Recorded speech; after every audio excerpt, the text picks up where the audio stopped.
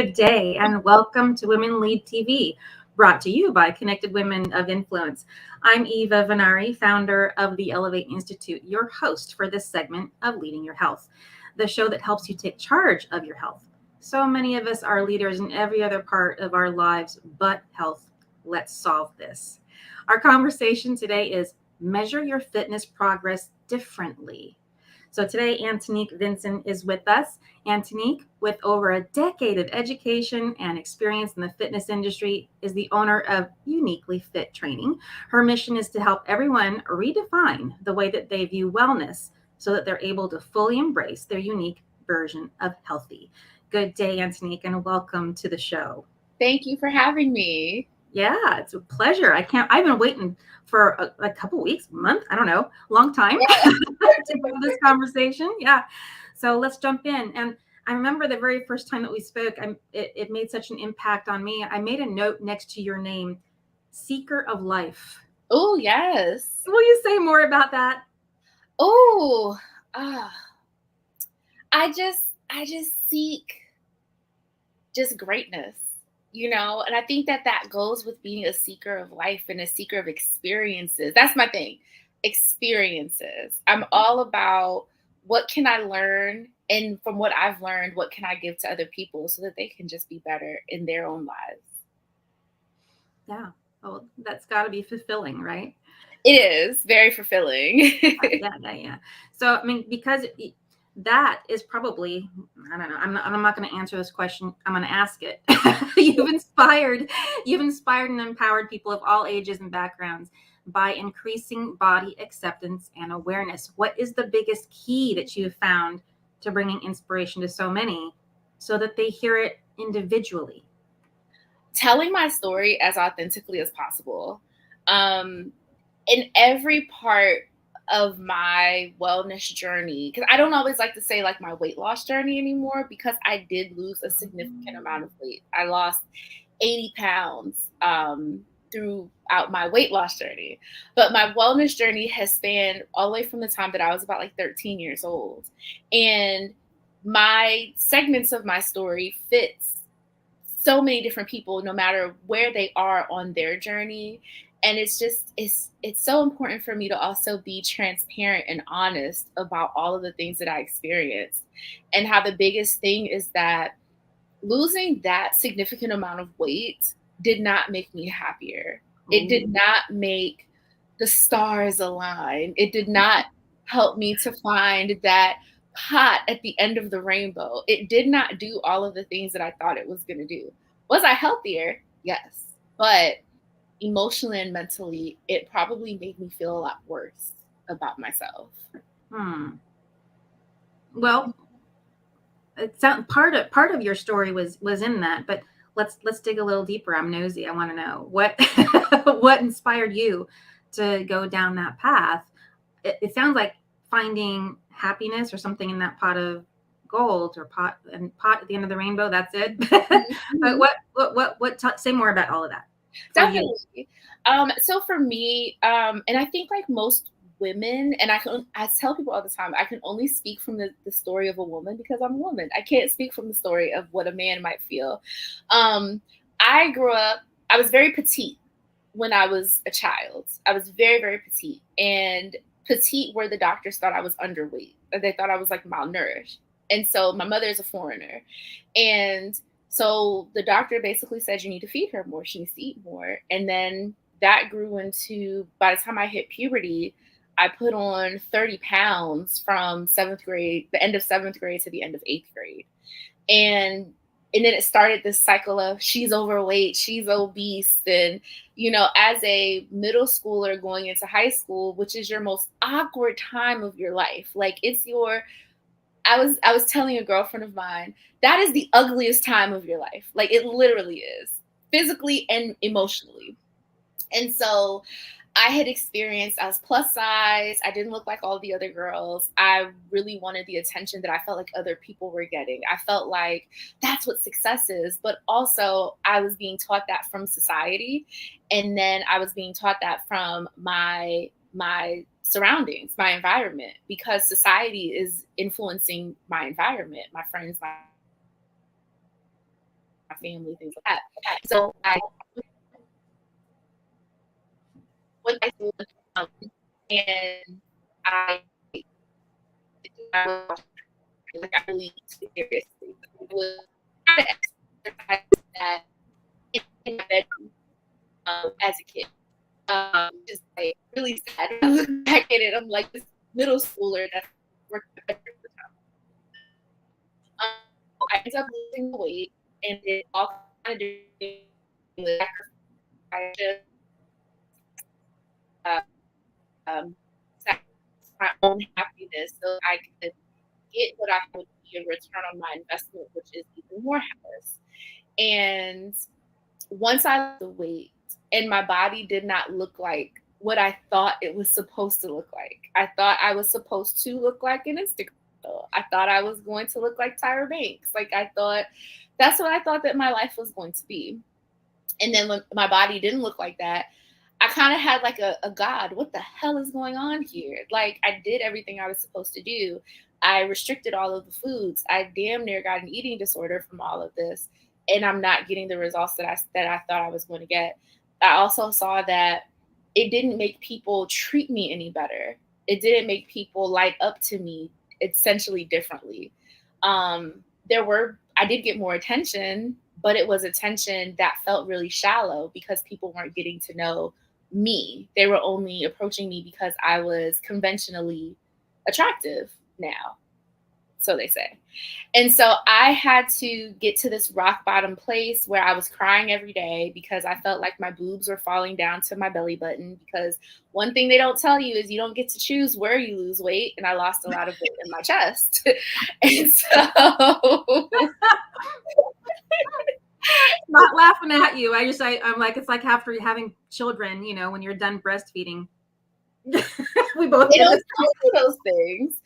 And so I had so much loose skin and just so much. And it was emotional because I'm expecting to be like, va, va, va, boom. Like I thought I was going to be like Jessica Rabbit, you know?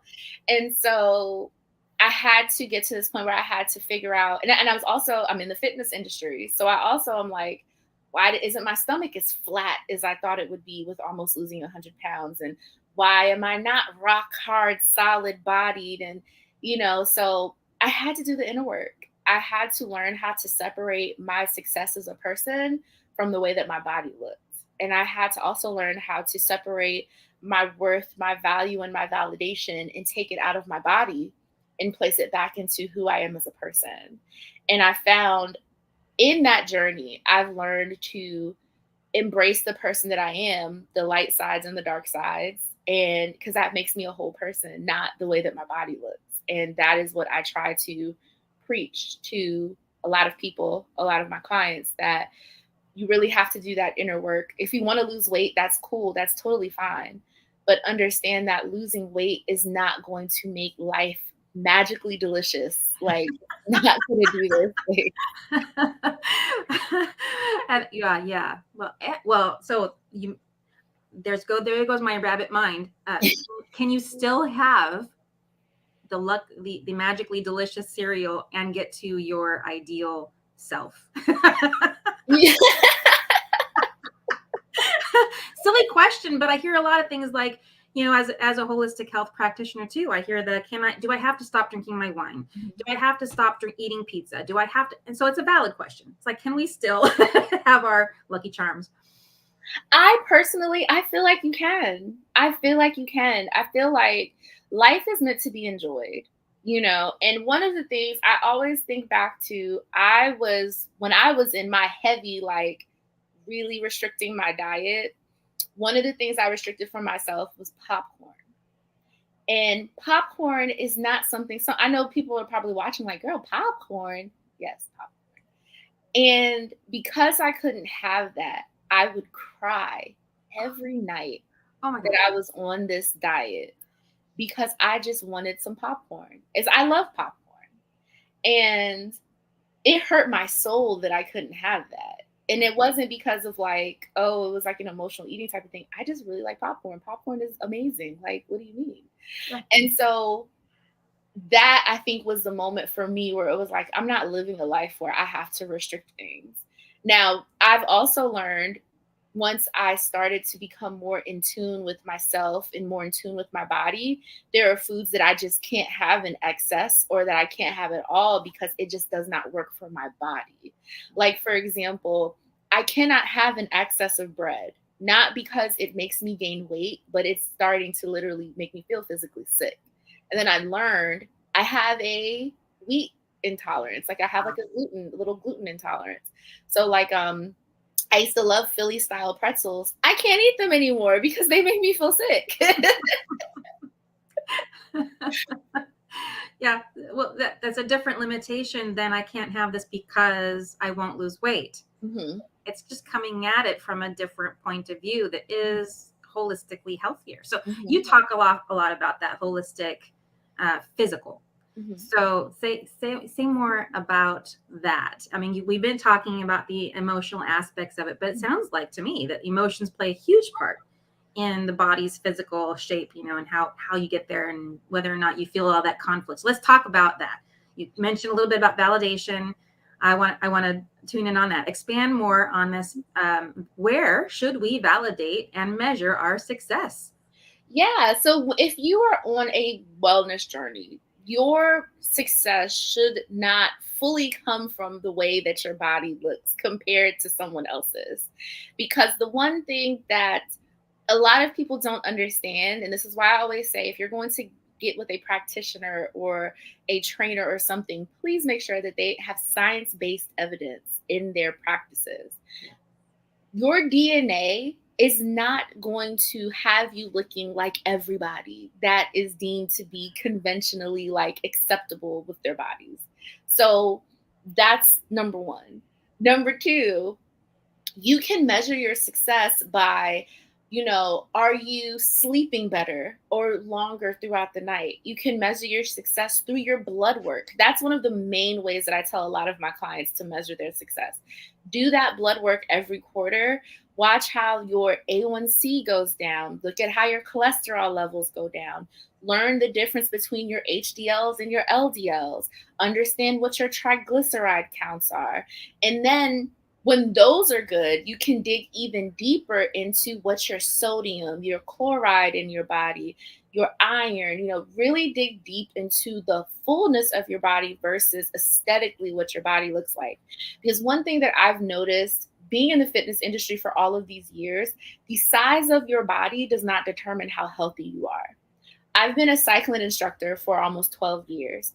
And there are women that are half my size that I cycle circles around and I can lift so much heavier than. I'm healthier than them. And Yeah. I'm not the traditional size of someone that should be in the fitness industry. But those are other things that helps you to measure. Like, is your strength increasing? How is your cardiovascular endurance increasing? Are Mhm. you able to walk around the grocery store and walk around the mall without huffing and puffing? Can you carry all of your grocery bags in the house at once? Like those types of things. Yeah, having children and having to carry them around from place to place will, Yeah. give you a good, yeah, insight. So if you can't do those things, that's a good measure.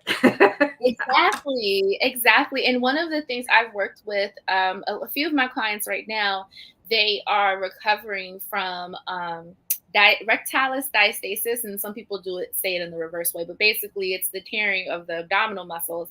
And one of my clients has an above grade 4 tear, which means she can fit like her whole fist into her abdomen. So Ooh.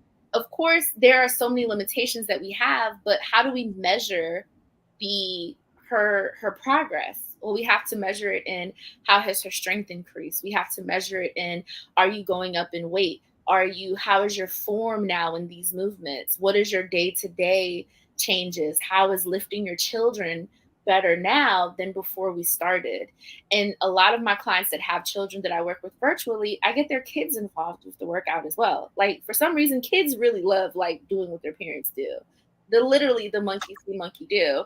But when a lot of my clients' children were smaller, I would have them use their kids as weight. Like, just hold your baby. Let's do some squats. Like, we're going to make this work. I do that with my cat. Poor June. See? Yeah. So all really great things. And you're right. Children, they do copy a lot of what we do. Mhm. So that's a whole nother show, but Yes. I love Yes. that. Um, you mentioned a few times about when we were talking Mhm. about the internal conflict about am I doing enough? Yeah, let's dig in on that. I really want to talk about that Yeah. because we're measuring things. We're measuring physically. We're measuring our strength. We're looking at, do I feel capable? Right. Mhm. That's a trust in our body. Mhm. But where do we draw the line between I've done what, oh God, the word supposed to almost came out of my mouth. Num, num, num. That's enough. Am I Mhm. doing enough? Versus I don't have what I think I should have. That internal conflict, what it does to our body. Say more about that. So a lot, and I dealt that with that myself. Like, I don't have enough to go to the next level. I don't have enough to show up for this workout. I don't have enough to show up in any capacity. And what I've learned from like my inner work and therapy and going to other coaches and things like that is we have that inner critic conflict within us. That inner critic that says, "No, yeah, you can't do it." "Oh yeah, you can't go the extra mile. Oh yeah, why would you do that?" But it's your subconscious like protective mechanism. It's like your gatekeeper of your emotions. It's your gatekeeper of like, I don't want to fail. I don't want this to happen. So this inner critic that shows up. So what we have to do is really go deep and go inward with understanding what are my logical limitations, like what physically can I not do, how can I why can't I physically show up. Then we go a little bit deeper into, okay, here's where I'm stopping myself from showing up, here's where I'm stopping myself from embracing my body, embracing and accepting where I am right now. And it really is coming to terms with, I have to reprogram my thought process. I have to erase some of those ideologies and philosophies that were taught to me by a system that I didn't create. And I have to create my own systems and my own philosophies and my own thought processes. And that helps us to kind of go into that next level where we're no longer like blocking ourselves from things. Well, it would be a really good example because I was just in conversation last week all the way through this morning before getting on this show with various clients who have this, and I have my own way. But when you do a reprogramming, what are you focused on? What are some examples and things that people could do right now? The biggest thing is understand where that programming came from. And sometimes it's not a big beast of society. Sometimes it's the people in your house. Yes. Oh, did your inside words come out?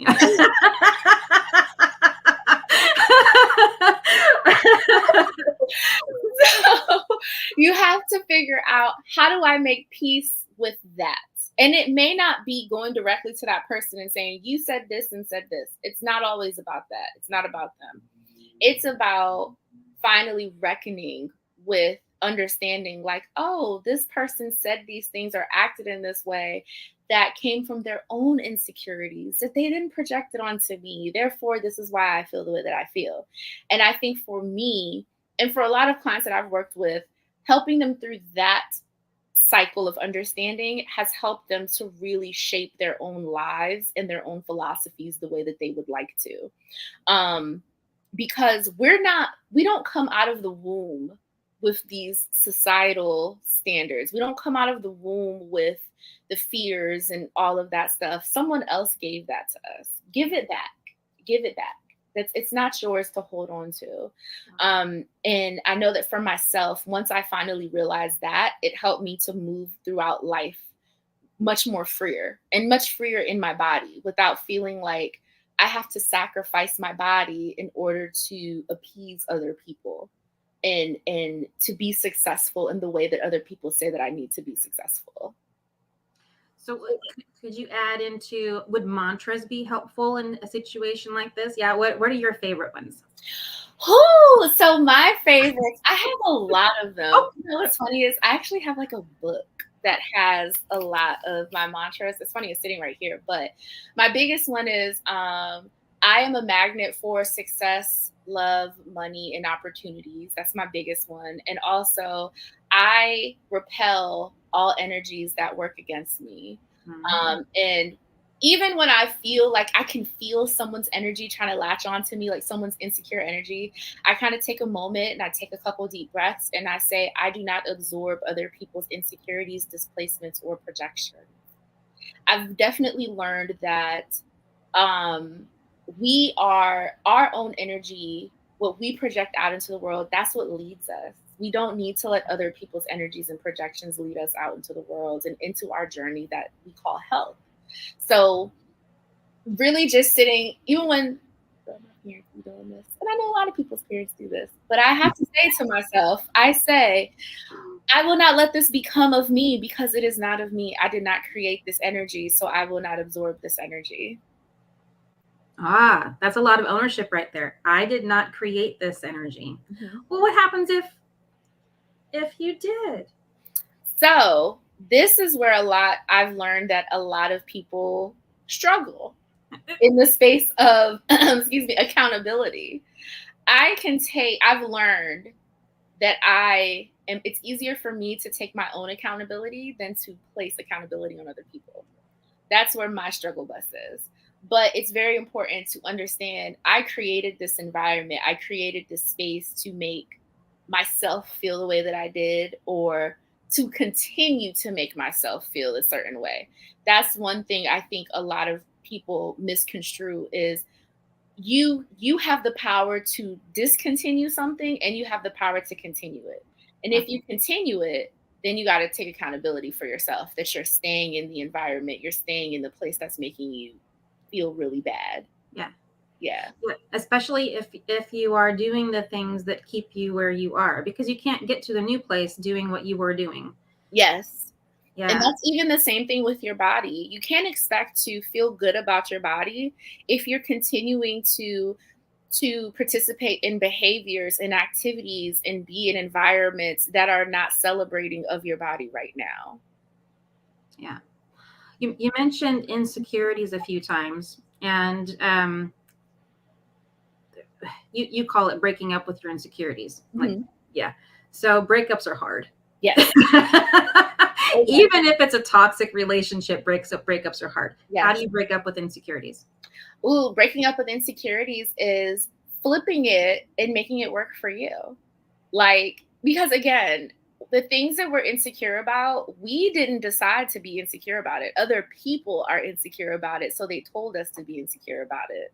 So what you have to do is, and what I have learned is, what about this is making everybody else feel bad? Let me figure this out and let me turn this into my superpower. You know, like I've been told, oh, you're so dramatic. I'm just lively. I'm emotionally expressive. Yeah.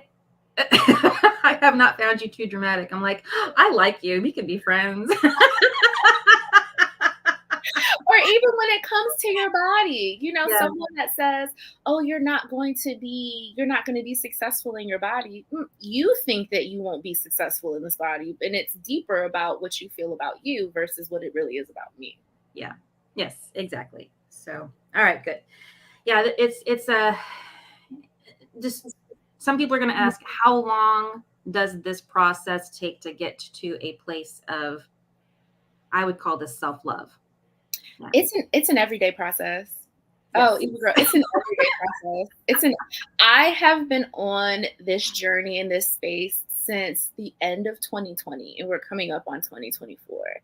And I'm blessed that I've kind of phased out of like the body acceptance. Like I'm in a place where I greatly accept my body. I talk to her. I'm like, well, girl, we're not feeling good today, but or, oh, girl, I'm sorry I did that to you, but so it's baby steps, but it's also trusting the process. And I think for me, once I got into a place of body acceptance and body neutrality, I was able to go deeper and do like the shadow work, really dig Yeah. into my inner critics, really digging into my representatives and all of that stuff, and being able to say, this is who I am. Like these things that some people deem toxic, it's not going to go away overnight. I just have to understand how to take more accountability for when it shows up, and also how do I keep myself from being triggered, and how am I honest with myself about, like, this is a triggering moment, I'm going to walk away, or I'm going to self-soothe, things like that. And understanding too that I used food as a self-soother, and I'm blessed to say that I haven't used food as a self-soother in almost 2 years. Wow. That deserves applause. Yeah, I know. Yeah, it's a huge milestone in a holistic journey. Yes, absolutely. So I love the message that you have and how you deliver it. And if others who are viewing like that also, please share. If you have anything that you want to share with our viewership today, share that and how best to reach you. Yes. So I am also a podcast host, as you all see on that beautiful tag. My podcast is called the Redefining Wellness Podcast, and it's literally helping you redefine the way that you view wellness, one episode at a time, so that you can take up as much space unapologetically and authentically in this world and on your wellness journey. I can be found on Instagram and TikTok at HeyNeekV. And I do also offer wellness coaching. It's a well-rounded approach. It's not just personal training, y'all. We digging into it. Yes. That should be a screenshot right there. That one. That's good. I like it. Oh my gosh. Well, this has been a wonderful show. I so appreciate you being with us today on Women Lead TV.